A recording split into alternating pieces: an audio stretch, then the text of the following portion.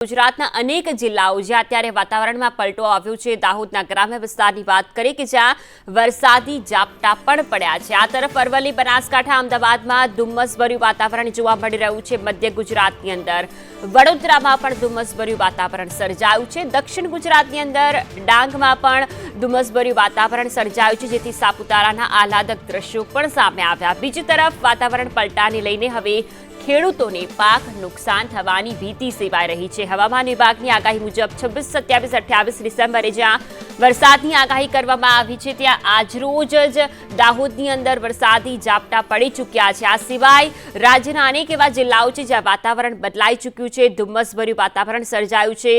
9, સાડા 9 વાગ્યા બાદ પણ ગાઢ ધુમ્મસને કારણે વાહન ચાલકોને વાહન ચલાવવામાં મુશ્કેલીનો સામનો કરવો પડી રહ્યો છે। દાહોદ, બનાસકાંઠા, અરવલ્લી, વડોદરા, ડાંગ, અમદાવાદ દ્રશ્યો છે જ્યાં ગાઢ ધુમ્મસને કારણે કે પ્રકારનું વાતાવરણ સર્જાયું છે તે જોવા મળી રહ્યું છે।